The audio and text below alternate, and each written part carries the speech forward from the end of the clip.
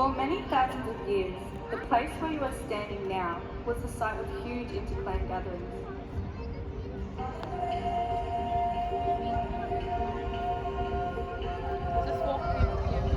They came here to trade, to form alliances, for marriage, to settle disputes, and to feast on eels in spring.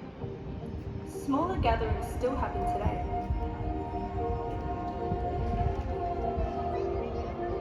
Welcome, friends of Nile, the land of the Wurundjeri. And now, let us hear the story of the creation of the Dulayurung, the platypus.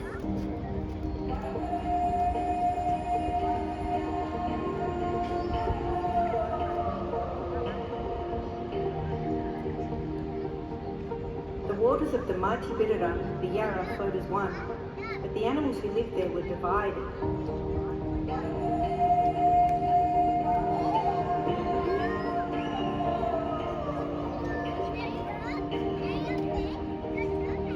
At one end of the river lived the Doolam, the ducks, while at the other end lived the Bunya Dayung, the water rats.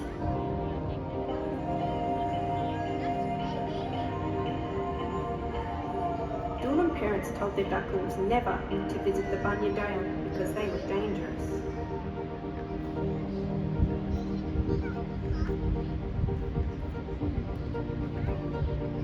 And Bunya Dayung parents told their pups never to visit the Doolam for the same reason. For many years, the Doolam and the Bunya Dayung lived at opposite ends of the Birrarung, divided and afraid of each other.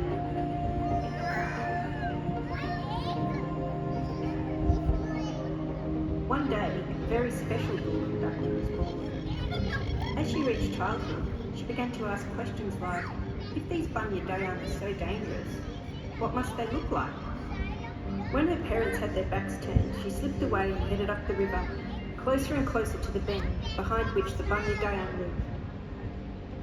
But when she reached the curve, she stopped. She was too afraid.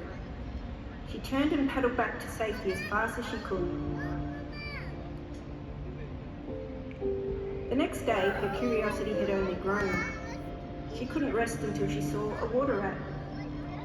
Mustering all her courage, she crept back to the bend in the river, held her breath and paddled round into Bunya Dayung territory. Splash! She spun round. Behind her, a young Bunya Dayung popped his head out of the water. His whiskers just a paddle stroke away. Her heart leapt into her mouth. She powered home as fast as her webbed feet could carry her.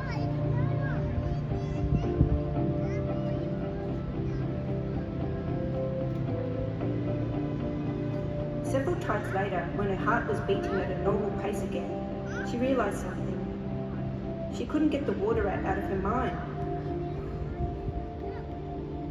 She began to ask herself questions. Was the Bunya Dayung really so monstrous looking, so dangerous, so evil? When she pictured him, all she could see was the kindness of his smile and the twinkle of his eye.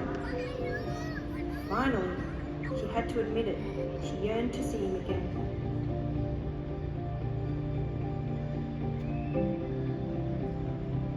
She paddled back to the curve in the river, this time with long, confident strokes. She turned the bend, eyes darting, searching for the water rat. And there he was, the same smile on his lips and the same twinkle in his eye. They started to play.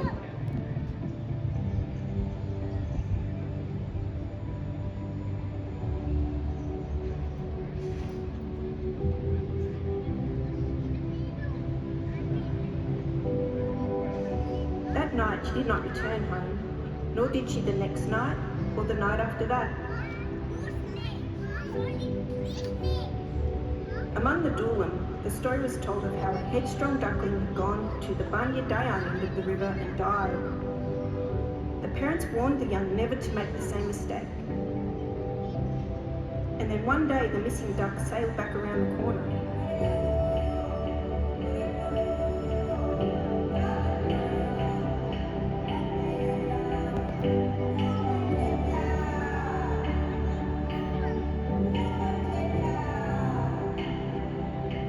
Every Doolam stared as she came around But even more surprising than seeing her alive was what was behind her, a group of babies.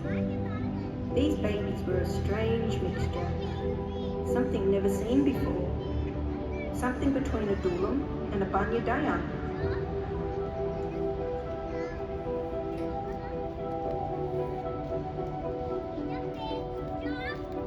Seeing these creatures with their duck mother on one side and their water rat father on the other, the watching Doolam was struck by a truth. It was possible for the Doolam and the Banyadayan to live together. It was not only possible, it was wonderful.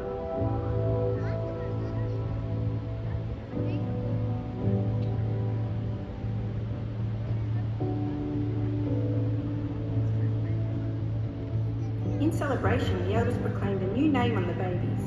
They called them Dulaiwarung, or Proud Lips.